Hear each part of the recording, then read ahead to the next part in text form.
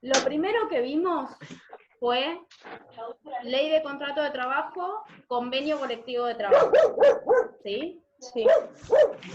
En la ley de contrato de trabajo nosotros vimos que es una ley nacional, general, porque es para toda la República Argentina, que no tiene vencimiento justamente por ley. La ley, como les dije, no tiene vencimiento, ¿sí? En su momento la hizo el Congreso Nacional. O sea que para modificar la ley es necesario una reunión en el Congreso y que se discuta y tanto senadores como diputados voten ese cambio de la ley. No es tan sencillo de cambiar, ¿sí? ¿Qué establece la ley? Los derechos y las obligaciones tanto de los trabajadores como de los empleadores, ¿sí? De las dos partes. A su vez va a decir qué es trabajo, qué es trabajador, qué es empleador, ¿sí? Todas las definiciones que necesitamos van a estar también en la ley. La diferencia con el convenio colectivo de trabajo es que el convenio colectivo de trabajo nace de la necesidad de cada actividad económica, ¿sí? Porque la ley en general es para todos, da lo mismo si es para un banquero, para un comerciante o para cualquiera, cualquier tipo de actividad económica, petroleros, la que sea, ¿sí? Pero cada uno de ellos tiene una necesidad diferente. No es la misma la necesidad de alguien que trabaja en un yacimiento petrolífico o del que trabaja en un local vendiendo ropa o el que trabaja en el subte o en lo que fuera, ¿sí? Entonces cada actividad va a tener lo que se llama el convenio colectivo de trabajo, que amplían los derechos y las obligaciones, ¿sí? Pero por rubro económico. ¿Tá? O sea que vamos a tener una sola ley de contrato de trabajo, pero muchos convenios colectivos de trabajo. La diferencia de la ley con el convenio colectivo es que el convenio colectivo, además de ser específico para cada actividad, como les acabé de decir, tiene vencimientos, generalmente son por 3 o 5 años, es para una zona determinada, eso lo va a determinar mismo el convenio, si se va a aplicar a todo el país, o si se va a aplicar a una zona específica. Y además lo que hace es ampliar los derechos. O sea, no puede ir contra los derechos de la ley, que establecen la ley, ¿sí? Sino que lo que tiene que hacer es igualarlos o ampliarlos, mejorarlos. ¿Queda claro hasta acá? Bien. Sí. ¿Quiénes arman el convenio colectivo de trabajo? Por un lado van a ser los representantes de los trabajadores, es decir, el sindicato, junto con los representantes de los dueños de las empresas, que son las cámaras empresariales. Entonces, es sindicato por un lado, cámara empresarial por el otro, discuten, se ponen de acuerdo, ¿sí? Y una vez que se arma este convenio colectivo, va a ir al Ministerio de Trabajo, y el ministro de Trabajo es el que va a decir, está bien, está perfecto, lo firmo, y esa firma es lo que nosotros llamamos homologación. Es decir, el convenio colectivo de trabajo va a estar homologado por el Ministerio de Trabajo. Y a partir de esa homologación es cuando comienza a funcionar, digamos, a poder implementarse. Sin la firma del ministro es un papel que no sirve para nada. ¿Ok? Bien. ¿Qué tiene de importancia también el convenio colectivo de trabajo? Que es el que establece las categorías de cada actividad, ¿sí? Por ejemplo, en el banco vas a tener el cajero, vas a tener administradora de cuentas, vas a tener al gerente, vas a tener distintos tipos de categorías. Dentro del sindicato de plásticos teníamos, ¿se acuerdan? Administración 1, 2, 3, 4, 5 niveles, el chofer del autoelevador, todas esas son categorías. Según la categoría, va a ser la forma de pago, si es mensual o es jornal era pago por hora, y generalmente se pagan cada 15 días, mensual es un solo sueldo que me pagan una vez por mes, todos los meses. Y a su vez, es lo que después se va a discutir en paritarias. Lo que nosotros vamos a discutir en paritarias, que también la paritaria que era la discusión de sueldo, que es el sindicato por un lado con la cámara empresarial por el otro. Y que la paritaria, una vez que se ponen de acuerdo, quien lo homologa es el Ministerio de Trabajo. ¿Sí? Sí. Entonces, lo que se discute en paritaria justamente es el sueldo de cada categoría. ¿Cómo va a quedar conformado el sueldo de cada categoría? ¿Sí? Hasta ahora esto es lo que vimos en la primera clase, tanto la comisión de los miércoles, la anual, como la cuatrimestral. ¿Sí? Hasta ahí quedaría todo claro. Sí. Bien. Lo que nosotros vimos también fue que había una jerarquía en las normas. ¿Sí? No es que solamente existe la ley de contrato de trabajo. Lo primero que nosotros tenemos es la Constitución Nacional.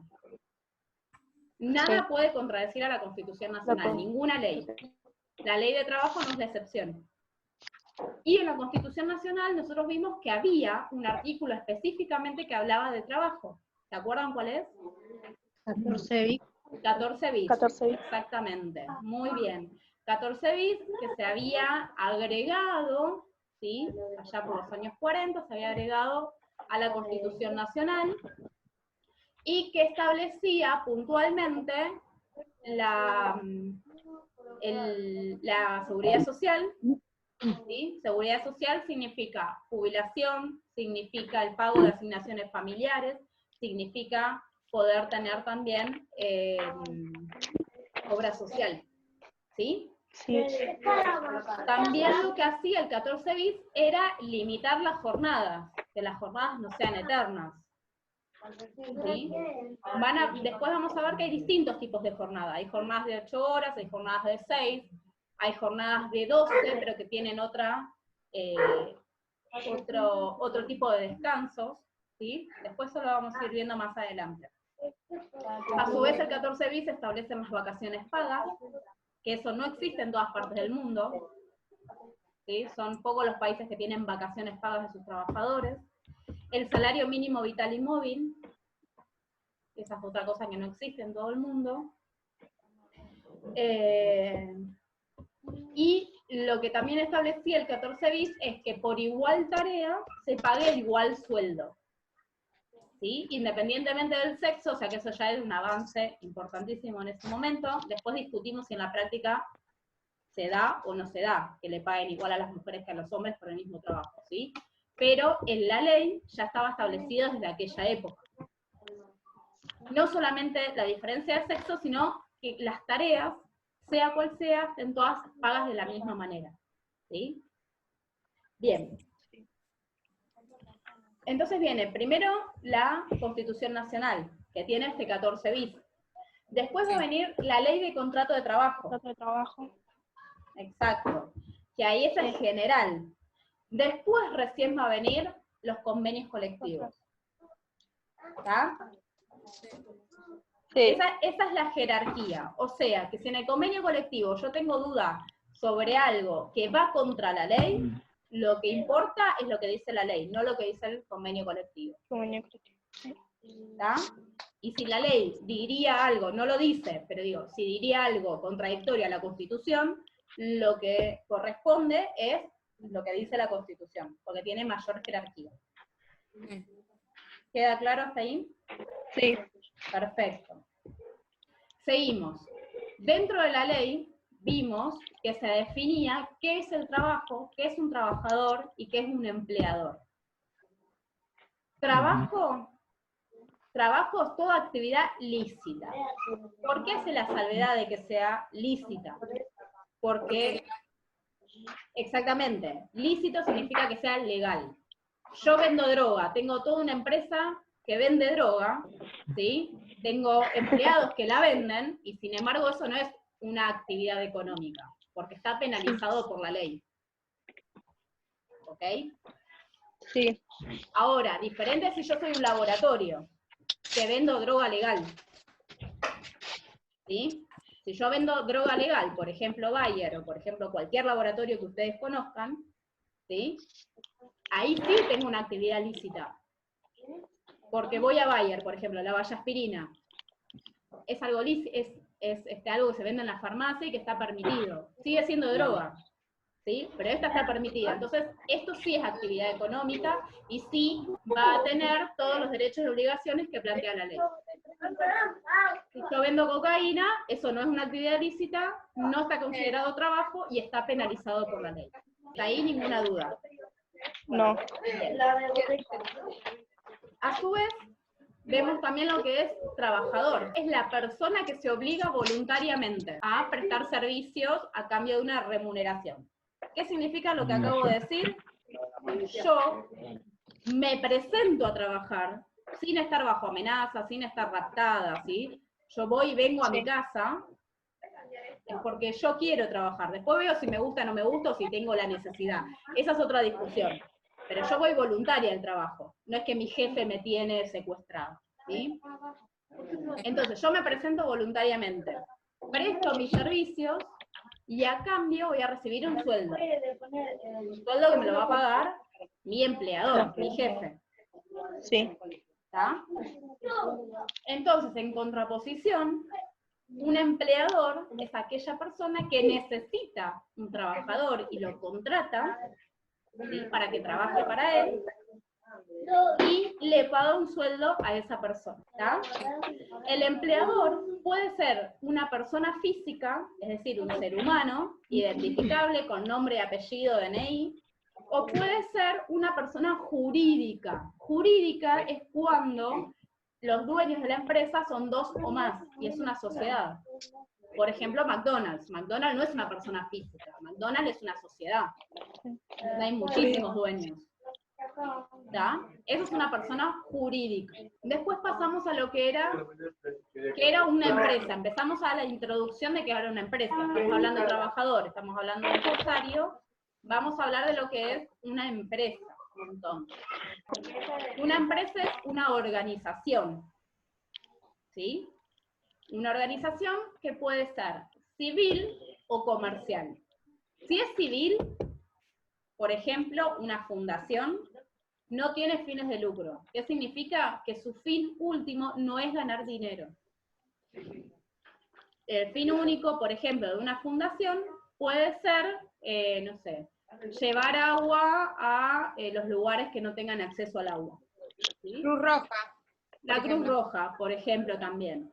¿Qué significa? ¿Que ellos no puedan comercializar o que no pueden recibir dinero? No, no significa eso. Significa que el fin último de la empresa no es ganar dinero, ¿sí?, sino obtener ese dinero para otro objetivo. Por ejemplo, la Cruz Roja, que es el que asiste en todo el mundo. ¿Ok? Lo que nosotros vamos a ver, lo que nos interesa, son los otros tipos de empresas, ¿sí?, que son las organizaciones con fines de lucro. Las organizaciones, entonces, comerciales, ¿tá? Las que quieren ganar dinero, que su objetivo es ganar dinero. ¿Qué tipos de empresas? Puede ser desde la más chiquita hasta la más grande, ¿sí? Desde el kiosco que tengo en la esquina de casa, la verdulería, la carnicería, o el supermercado más grande, o no sé, la empresa más grande que se imaginen, ¿sí? Todas esas son empresas comerciales. Todas están previstas en la ley y en el código comercial, civil y comercial, ¿sí? Sí. Cada una de esas empresas van a establecer lo que es la misión y lo que es la visión. Nosotros en clase, la de los martes y jueves, los llegamos a ver, los de los miércoles no. Vimos ejemplos de lo que era misión y visión. Habíamos visto el ejemplo de Coca-Cola, el ejemplo de Pepsi y el ejemplo de Manaus, ¿sí? Que según qué misión y qué visión eran las que establecían cada empresa, es hacia dónde iban a dirigir toda su economía y su organización. Pero habíamos visto que Coca-Cola apuntaba más a un público de familia, ¿sí?, donde todas sus propagandas y todo su marketing iba hacia lo emocional, hacia lo familiar, hacia la reunión, hacia la Navidad y toda esta familia tipo feliz, ¿sí?, que después fue modificándose un poco en el tiempo, pero la idea más o menos era esa. ¿Por qué? Porque tenía un público, porque el producto es más caro y quienes tienen dinero son los padres de esas familias, ¿sí?, por lo general. Entonces, indirectamente al niño le están diciendo que es para compartir con la familia, etcétera, etcétera, y la opción del padre va a ser generalmente Coca-Cola en lugar de cualquier otra marca. Estamos hablando en la generalidad, estamos hablando de marketing, chicos, ¿eh? Diferentes Pepsi, que Pepsi apuntaba no solamente a la bebida cola, sino también a todos los productos alimenticios que tienen, por ejemplo, snacks, ¿sí? La mayoría de los papas fritas, chisitos y todo pertenece a PepsiCo. Entonces también amplía a toda la parte alimenticia, y aparte apunta a un público más joven, que esté más relacionado con lo deportivo. Por eso en las propagandas de Pepsi generalmente aparecían jugadores de fútbol, jugadores de tenis, etcétera, etcétera.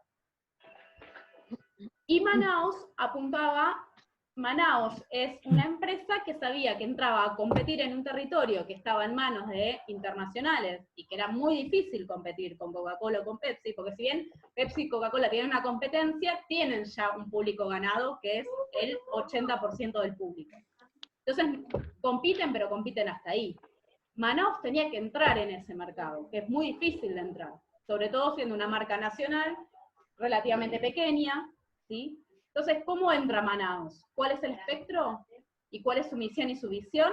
Bueno, yo sé que soy nacional, y yo sé que voy a lo popular, que es a lo que no llegan ni Pepsi ni Coca-Cola, porque mi producto es más barato. ¿Se entiende? Entonces, cuando uno establece esas cosas, y establece a partir de quién soy, todas estas son preguntas de quién soy, cómo me defino, ¿sí? Y hacia dónde quiero ir. Cuando yo me respondo a estas preguntas, es que yo armo lo que es la misión y la visión de la empresa.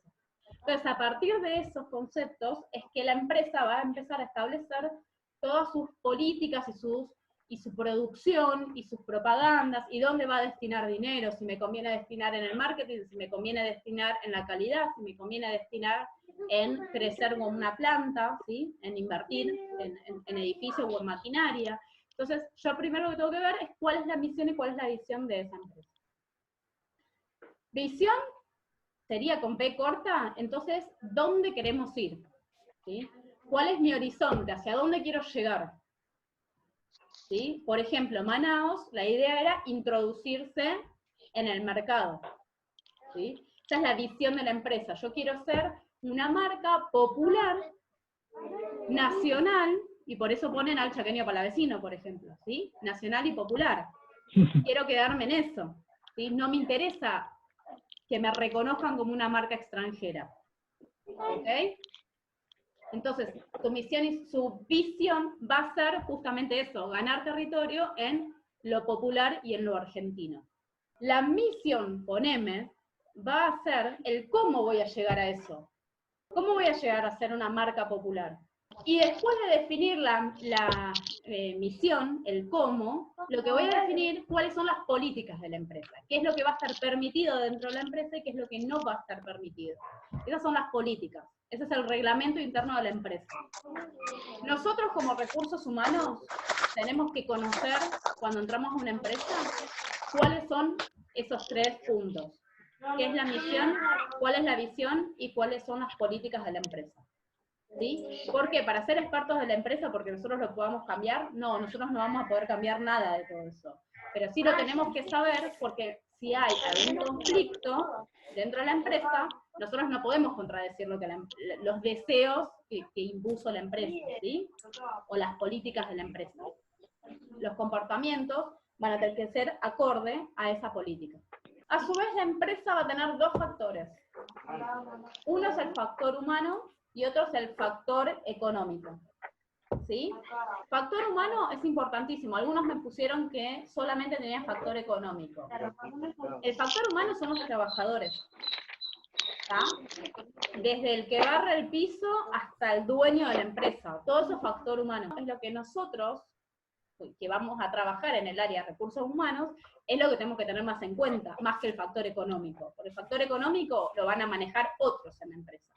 Nosotros vamos a manejar el factor humano. Factor económico, ¿qué vendría a ser? Factor económico es la materia prima, las máquinas, el edificio, ¿sí? Todo lo que es tangible, todo lo que se puede tocar.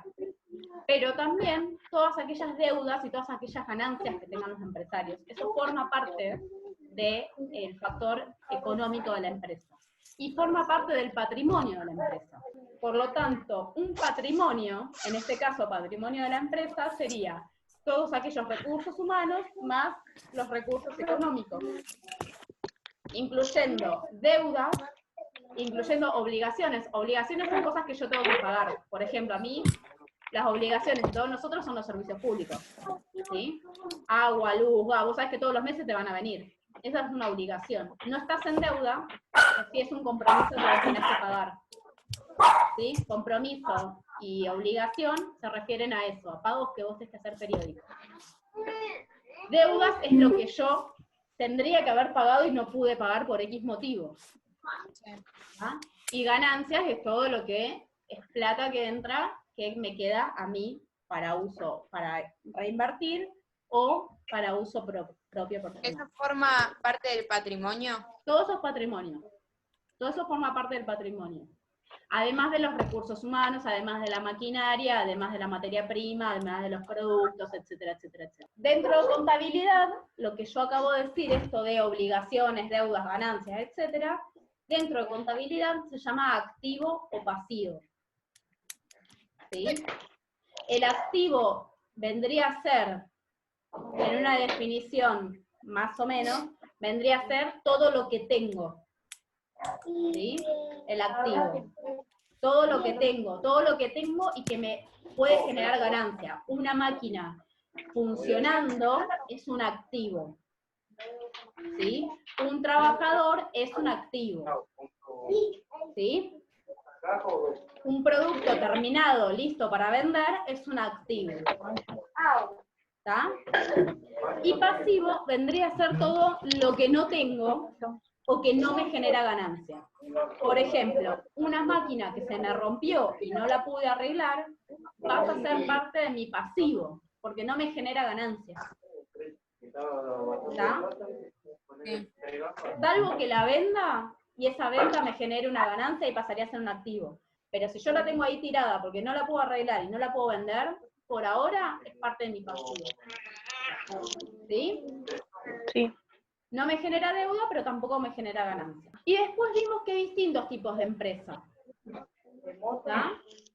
Hay una clasificación de las empresas, que la clasificación no la va a poner la ley de contrato de trabajo, sino que en realidad la impone lo que es el Código Civil y Comercial. Pero que a nosotros nos sirve para saber de qué tipo de empresa estamos hablando, porque después cuando tenemos que dar de alta a un trabajador, vamos a tener que tener en cuenta qué tipo de empresa somos. No me quiero adelantar, pero bueno, ese es el fin de por qué necesito que sepan ustedes cuál es la clasificación de las empresas. ¿Sí? Se van a clasificar en 5 ítems. El primero es según los bienes y servicios. Si es una empresa de bienes y servicios, ese ítem, ese 1, se divide en 2. En empresas de bienes y en empresas de servicios. Pero, ¿qué sería bien? ¿Qué es un bien? Ganancias. Un producto que están vendiendo. Un producto, algo que yo puedo tocar, ¿sí? Esta botella es un bien. ¿Sí? Es un producto, es un bien, yo lo puedo tocar. Después, las empresas, la categoría de empresas de bienes, van a dividirse en extractivas o en transformadoras. Si es extractiva, es la que saca de la naturaleza y lo vende directamente, ¿sí? Las pesqueras, o el que vende la fruta y la verdura. Sí. ¿Por qué? Porque así como lo saca de la naturaleza, lo vende. No hay ningún proceso de transformación en el medio. En cambio, aquella empresa que venden la harina o el aceite, son empresas transformadoras, porque convirtieron al girasol o la oliva, o por ejemplo en el caso del aceite, cual fuera el origen, si es aceite de girasol, van a sacar el girasol, van a hacer todo un proceso y lo van a transformar en aceite. Y lo que van a vender es un producto final que es aceite. ¿Sí? Entonces lo transformaron. ¿Queda claro hasta ahí? No me quedó bien el concepto de, a ver, cuando vos explicabas los bienes, debería ser la empresa que... Empresa de bienes es cualquier empresa que vende un producto, que se pueda tocar. A diferencia de la empresa de servicios, que por ejemplo es la de Internet. Internet yo no lo puedo tocar. O la luz yo no la puedo tocar. Esa es una empresa de servicios. O limpieza también se podría decir. Sí, limpieza es servicio, yo no lo puedo tocar. ¿Todos entendieron? ¿Lili? Sí, mazo. Mazo, vamos de nuevo. Sí. Empresa productora de bienes es aquella empresa que produce un producto determinado. ¿Sí? Ah, para el celular. Ejemplo, el aceite. El aceite es un producto. ¿Está? Sí, Entonces, empresas, por ejemplo, como la empresa AGD, la empresa AGD es una empresa que produce bienes. Y es una empresa transformadora. Porque aparte Sí. lo que hace es modificar el girasol y lo transforma en un aceite de girasol. La Serenísima, sí, algo así también. La Serenísima es una empresa transformadora también, digo bien, Ajá, de bienes, bárbaro. una empresa que produce bienes transformadora. Ujú. Monio Azul es una empresa que produce bienes y es extractiva. ¿Saben qué es Monio Azul? Sí, las manzanas. Las manzanas. ¿Sí? Manzanas, marca Monio Azul, que se hace en el Río Negro, es una empresa de bienes extractiva, porque no hay una transformación ahí. La manzana sale del árbol y se vende. ¿Sí? Bien. Distinto sería que se venda, por ejemplo, esa manzana a una empresa que hace jugo. Ponele. Es que ahí vos tenés, si yo le vendo la manzana a la empresa que hace jugo, yo sigo siendo una empresa que produce bienes y es extractora. Lo que haga la otra empresa es otra cosa. Claro. La empresa que vende jugo sí es una empresa transformadora. Y esa empresa va a vendérselo a por ejemplo, a un supermercado, que es un servicio. Y el supermercado sería una empresa de servicios de compra y venta. Seguimos a otra. Después vamos a tener según la capacidad económica. ¿Sí? La primera clasificación era según Bienes y si servicios. producía bienes o servicios. La segunda categoría es según la capacidad económica. La capacidad económica se refiere no solamente a las ganancias que tenga la empresa, ¿sí? O al personal que tenga la empresa, sino a todo lo que puede llegar a capitalizar. ¿Tá? No es que solamente necesito tener un edificio enorme para ser una gran empresa, y si tengo un edificio chico soy una pequeña empresa. ¿Sí? Tiene que ver con las ganancias, con todo lo que tenga en su patrimonio, tiene que ver justamente con lo que se llama capacidad económica. ¿Sí? ¿Cuánto puede absorber la empresa y cuánto puede ganar? Porque yo puedo ser una empresa que tengo muchísimo gasto, perdón, al revés, tengo muchísima ganancia, pero tengo mucho gasto. Entonces mi margen económico me deja en una pyme, no me deja en ser una gran empresa. La capacidad económica se divide en pequeña empresa, mediana empresa y gran empresa. Pequeña empresa es cualquier kiosco, cualquier almacén de barrio, verdulería, etcétera, etcétera, es pequeña empresa. Mediana empresa es cuando ya empiezo a tener, por ejemplo, las cadenas de los kioscos, el Open 25. Una gran empresa, por ejemplo, es Coto. ¿Sí? O sea, no me tengo que ir al internacional para pensar en gran empresa. Bien, esos son los ejemplos. Generalmente, las empresas medianas se parecen más a las pequeñas que a las grandes empresas. O sea, el salto entre pequeña empresa y mediana empresa es muy corto. ¿Se entiende? Y en general, las grandes empresas tienen diversificada su economía, lo que no pasa con las pequeñas y las medianas empresas. ¿Está? Por eso es que nosotros estamos muy acostumbrados a escuchar lo que son pymes. Pymes es pequeña y mediana empresa, porque en general tienen las mismas reacciones ante los mercados. Por ejemplo, esto que estamos viviendo ahora de la cuarentena, las más golpeadas son las pequeñas y medianas empresas. ¿Sí? ¿Por qué? Porque no tienen el capital que tienen las grandes empresas para poder aguantarse todas estas solventar, claro. situaciones. Exactamente, ¿sí? Son las que viven más al día a día, las pymes. Vamos a la tercera clasificación de empresa, que sería según la propiedad del capital. ¿A quién le corresponde, a quién le pertenece ese capital? Sí. La propiedad del capital puede ser privado o puede ser público. Privado es cualquiera de nosotros que tenga un negocio. Yo soy diseñadora gráfica, diseño para 3 o 4 personas nada más porque no conseguí más trabajo que ese. Bueno, igual ya soy una empresa que me dedico al diseño gráfico y soy un privado. Y público es todo lo que pertenece al Estado. Por ejemplo, AISA. Perdón, mixto es, por ejemplo, YPF. Mitad y mitad. En realidad, YPF no es mitad y mitad. YPF es 60 del Estado y 40 en manos privadas. Sí. ¿Por qué 60 del Estado? Para poder tomar las decisiones. ¿Sí? El Estado es el accionista mayoritario, es el que toma las decisiones. Pero un 40% de ese capital está en manos privadas. Privado es cualquiera de nosotros que tenga una empresa.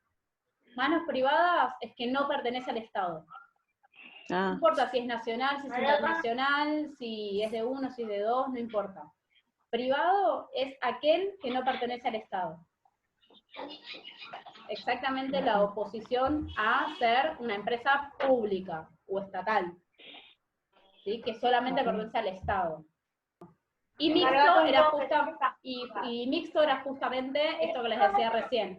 Una parte es del Estado y otra parte pertenece a privados, a manos de privados. YPF es el caso más sencillo para ejemplificar, porque el 60% pertenece al Estado argentino y el 40% pertenece a privados. ¿Sí? De hecho es una sociedad anónima. Sí. Bien, sigo. Después tenemos como cuarta categoría lo que es la nacionalidad del capital. El capital puede ser nacional o extranjero. Nacional es el ejemplo que le di, por ejemplo, de Coto o de Manaos. Si es una empresa que los dueños son argentinos. Por último, tenemos según la naturaleza jurídica. ¿Qué significa eso? Naturaleza jurídica se refiere a quiénes son los dueños. Si el dueño es uno solo, es una persona física. Esto es lo que vimos recién hace un ratito. Persona física es que es un solo dueño, es el único responsable de lo que pasa en esa empresa. ¿Sí? Persona jurídica es cuando son 2 o más los dueños, ¿sí? Y que las responsabilidades están repartidas. Ahora vamos a ver la clasificación de sociedades para que se den cuenta que depende de qué sociedad es cuál es la responsabilidad de cada uno. Si yo soy una persona física, única dueña de una empresa y esa empresa quiebra, yo tengo que responder 100% por esa quiebra. En cambio, al ser sociedad, vamos a ver qué tipo de sociedad es y cómo tiene que responder según el tipo de sociedad. Vamos entonces a lo que son las sociedades. ¿Qué es una sociedad entonces? Es cuando 2 personas se obligan a estar en las ganancias y en las pérdidas y se organizan para producir algo determinado. ¿Está? Más o menos una explicación así. Sería, en lo bruto serían 2 dueños o más. Esto para que ustedes lo tengan identificado. Cuando son 2 dueños o más, es una sociedad. Existe, entonces, en la sociedad comercial existe lo que es la sociedad colectiva, la SRL, que es Sociedad de Responsabilidad Limitada, Sí. Sociedad Anónima. SRL y Sociedad Anónima son comunes, ¿sí?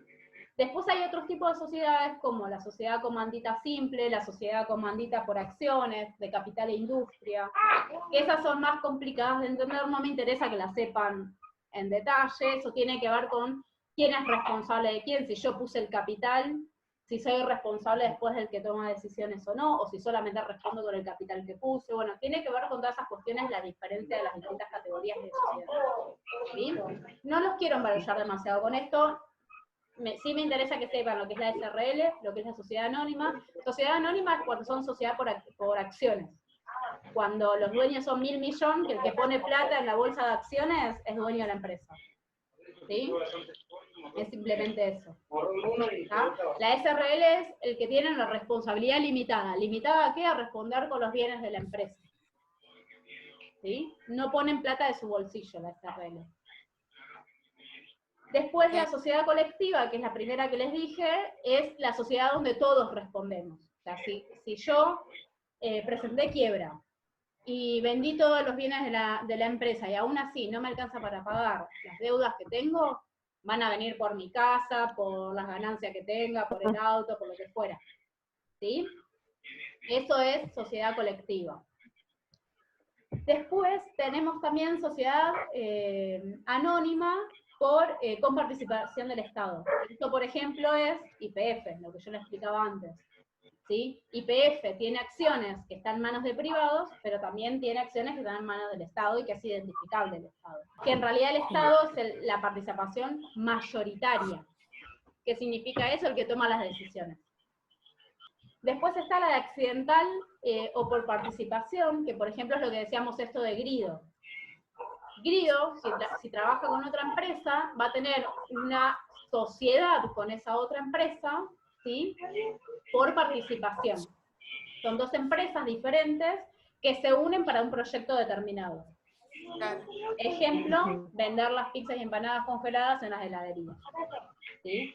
Grido pone el local, la empresa pone el producto.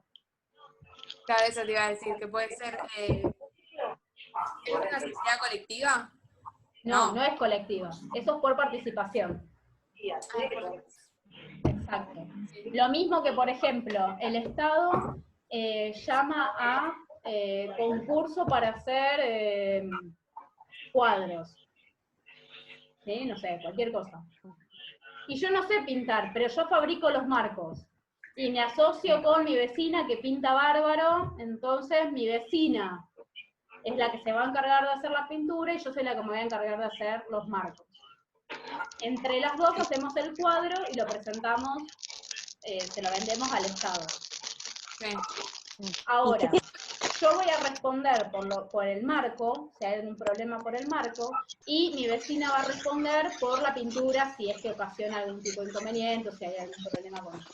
¿Sí? O sea, nosotros para el Estado somos una misma empresa, pero en realidad somos dos, que estamos asociados para un en específico. Y después están las cooperativas, que también las cooperativas son muy conocidas. Por ejemplo, Presta Roja. Presta Roja se transformó en una cooperativa. Estaba en manos de determinados dueños que presentaron quiebra, y al momento de presentar quiebra, los trabajadores son los que empezaron los que formaron esta cooperativa justamente, y son los que siguen llevando a cabo la empresa. ¿Sí? Ser cooperativa significa que no hay dueños, todos los trabajadores son dueños. Por lo tanto, todos tienen las mismas partes, se dividen en la misma parte. Y tienen voto todos, un voto por cada trabajador. Y más allá de que yo haya puesto más plata que otro, tengo igual un voto. Que distinto es en la sociedad colectiva, por ejemplo, donde que si yo puse el 60% de las ganancias, tengo el 60% de las decisiones. No pasa así en la cooperativa. En la cooperativa, por más que yo haya puesto el 60% de la ganancia, si somos cooperativa, yo tengo un voto y vale lo mismo que el que puso un 5%. Relación laboral, justamente, o vamos a lo anterior, relación es cualquier tipo de vínculo que se establece entre una persona y otra. Por ejemplo, una relación de amistad, por ejemplo, una relación amorosa. ¿Sí? La relación es lo que es lo intangible y es lo que me conecta con la otra persona. ¿Sí? Yo no tengo un contrato para ser amigo de una persona. ¿Sí? Simplemente tenemos una relación de amistad. Vamos al caso de matrimonio, que por ahí es más fácil para el ejemplo, para compararlo con lo laboral. Yo estoy de novia con una persona, estoy en una relación. El día que yo decido casarme, lo que estoy haciendo es un contrato, y ahí paso a tener un contrato amoroso con la otra persona. Por más que parezca raro, en realidad es eso, casarse. ¿Sí? Se reconocen otros derechos y obligaciones al estar casado, diferentes al de estar de novios. Por eso, cuando estamos de novios, si nos separamos no pasa nada, pero si estamos casados tenemos que hacer otro proceso, que es el de divorcio, y se dividen bienes, etcétera, etcétera, etcétera. En el caso de lo laboral, la relación laboral es lo que existe desde antes. ese vínculo que no está escrito en ningún lado. El contrato es lo legal. Cuando yo registré al trabajador o trabajadora, ¿sí? Y yo le estoy pagando un sueldo en blanco a esa persona. Eso es el contrato, más allá de que firmen o no firmen un papel. Yo ya registré al trabajador. Y ya quedó plasmado, ¿sí? El vínculo que tenemos, quedó plasmado, quedó registrado. ¿Queda claro la diferencia? Sí. ¿Por qué la ley se va a encargar de establecer estas diferencias? Bueno, justamente porque lo que es trabajo en negro no es un contrato, pero sí hay relación laboral. Entonces, para yo poder saber que eso era una relación laboral no registrada y no es que me estaba haciendo un favor, ¿sí?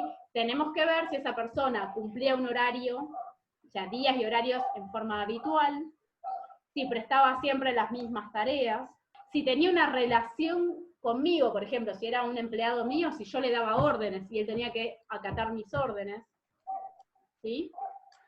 Todo eso forma parte de la relación laboral. Entonces, esa persona, a mí el día de mañana me puede hacer un juicio porque yo nunca lo registré, nunca lo contraté. Y el contrato, simplemente la diferencia con relación laboral es que es lo registrado. ¿Por qué? Aparte, vamos a suponer, yo te registro como trabajador, ¿sí? O sea que yo estoy cumpliendo con el contrato laboral. Pero yo te registro como administrativo 1, o sea que recién empieza. ¿Está? Que ninguna persona, o sea, vos no le das órdenes a nadie, ni sos responsable de nadie. Pero en realidad yo te estoy dando tareas y te estoy obligando a hacer las funciones de un administrativo 5 que tiene a cargo más de 50 personas. Uf. Entonces ahí hay una diferencia entre la relación laboral y el contrato laboral. Sí. ¿Se entiende? Entonces yo tengo que demostrar cuál es la relación laboral real y por qué es lo que me están pagando en realidad. Obviamente todas estas diferencias se hacen a través de un juicio.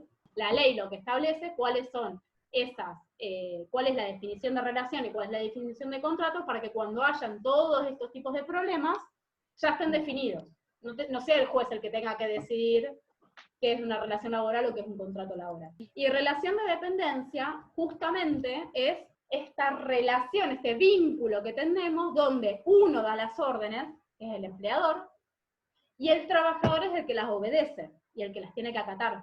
Por eso es una relación de dependencia. ¿Y por qué dependen?